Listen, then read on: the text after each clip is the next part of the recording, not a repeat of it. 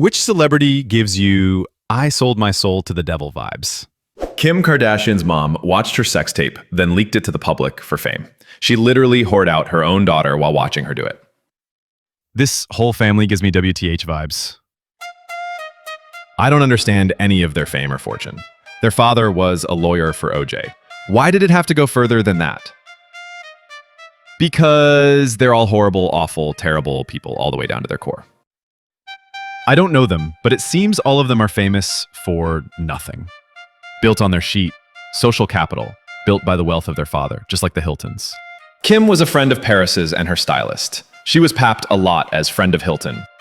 Before the sex tape got them a show deal, and they started adding on more ventures. Apps, blogs, clothing lines, lingerie, Instagram ads, appearances, cosmetics. They truly stretched their 15 seconds of fame into 15 years, which is wild. Their other OG fame cachet was Jenner's Olympic fame. TBF, they were on cereal boxes after the gold medal win. Chris Brown, only way to explain why he's made of PR Teflon. My friend at work defends him at every point. It's honestly really sad because she says guys need to put bitches in check and has had her boyfriend bring her STDs and have babies with other chicks. She told me she'd respect her boyfriend less if he did chores. Also texted her once and she never responded. The next day she said, "Are you trying to get my ass beat? I'm a guy, that's why." Edit, I wasn't going to change it, but fine. Travis Scott. The whole Astroworld thing was just too bizarre, or a notably shady monopoly. Of a booking company oversold the capacity of the venue, causing a crowd crush. BC money is more important than safety. And the performing artist loaded to the tits on drugs was slow on the uptake that something was really wrong. Jennifer Lopez. She went from a faceless backup dancer on a sketch comedy show to a household name. She's only slightly talented, but has both a film career and a music career, despite making lukewarm movies and mediocre songs. She is no more attractive than a million other, more talented women. She is reportedly unfriendly and unpleasant to everyone. Her level of fame is entirely unwarranted. She was created by Tommy Mottola, Mariah Carey's ex-husband, to sabotage Mariah's career. Like, they used her songs and released them before she could, gave her similar outfits, bought out her staff, etc. Ariana Grande. She strikes me as someone who only looks out for herself. And the devil's name in this story is Dan Schneider. Dude's fucked up so many child stars. Look what happened to Jeanette McCurdy, just as one example. The fact that she's cheating on her husband actively was the last straw for me. It just fucking sucks that she has to be in Wicked because I've been waiting half my life for the play to be a movie. Now, I'm just going to be thinking of her and Bach banging while their spouses cry at home. I think Kanye, who is now regretting whatever deal he made, he got the woman of his dreams, success, literally everything he worked for, but he is losing his credibility very quickly. He tried to fly too close to the sun, and now he's drowning. I think he's just talented and rich and extremely mentally ill. Oh, and a dick.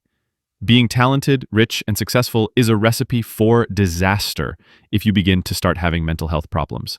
It seems most people in such a person's orbit take advantage of them, rather than get them to seek actual help.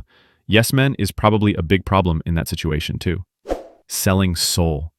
Do you think that some celebrity really sold their soul?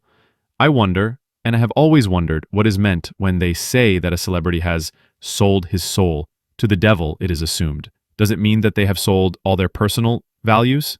Perhaps doing things that go against their ethics? Or do you think that there is really something paranormal behind it, that a demon really comes out and in a certain sense takes their soul? I remember some time ago watching a series where it spoke precisely of these super rich elites who do this sort of satanic thirst. And there was a scene where a new follower sold her soul and had a sort of paranormal encounter with a demon. Bob Dylan accepted it on camera. I thought this was metaphor until randomly a Bob Dylan interview played on YouTube when I was smoking weed. He went into full detail and halfway through, I was like, this metaphor is for real. Then I studied B.B. King, that's when I learned the truth. In your opinion, what is possible? Is this really what happens, or is it just a figure of speech? I'm not sure about paranormal, but yes, I believe many of them have paid a heavy price and sold out. It's not hard to see. I don't even consider it a conspiracy. It's a club, and the club has an entry fee. Are there any examples you can offer? Between Epstein Island and P. Diddy, what example could you possibly need? The information is already out there and common knowledge. The entertainment industry is built on sexual coercion. It's always been like that. Harvey Weinstein, for example. The political sphere is also built like this. You can't get anywhere of significance if you don't sell out to the people running the show. Even Elijah Wood said Hollywood's biggest problem has, and always will, be pedophilia. Look what happened to Heather O'Rourke by Steven Spielberg and Friends. Tom Hanks has been accused by multiple people of being a pedophile.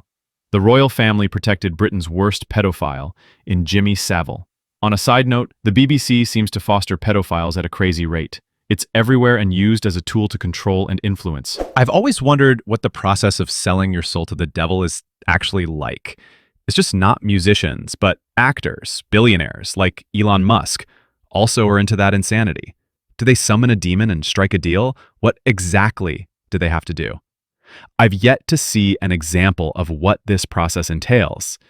I've always imagined a demon moves into your body like Beyoncé and Sasha Fierce, so that demon takes over part-time.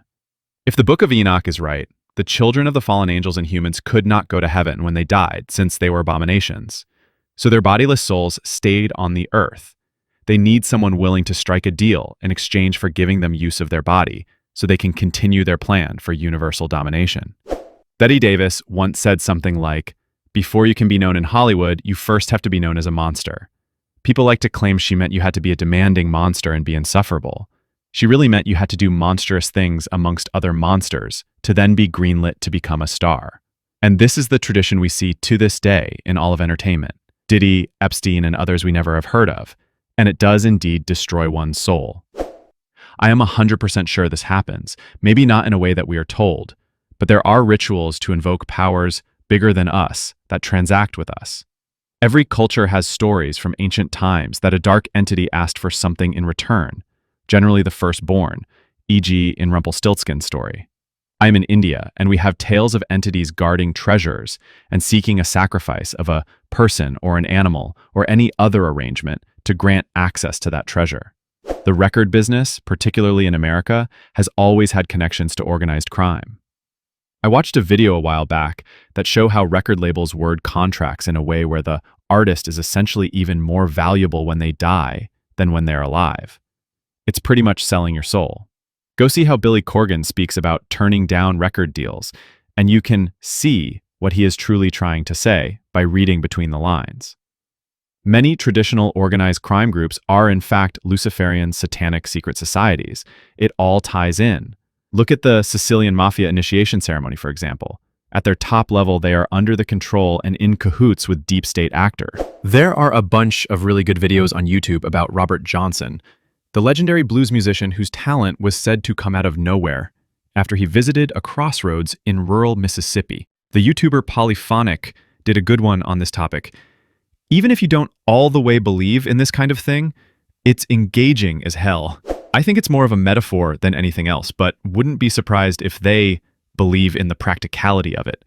Like an initiation or ritual. A lot of religions have rituals where they prove their deity to God. And it's probably the same with those who worship Lucifer. Some celebrities might not actually worship him, but they have sold out to those who control their industries. And within those circles, there are elements that do worship him, not selling their soul, but making a contract with negative forces. However, I believe some people just have great destinies. But without a doubt, there's people who have very bad character and seem immune to significant scandal. I look at Snoop Dogg, a former boastful pimp, now a beloved celebrity. I see many politicians who are not good people yet remain unsullied. Look at Joe Rogan, a mediocre, talented comedian with a very limited intellect, who is literally a cultural icon with tremendous cultural influence. Something is off. There's many examples. I've experienced negative forces in the indigenous spiritual paths I've been on, and an elder did tell me some people pay huge sums for rituals to have fame, etc. So there's no doubt in my mind.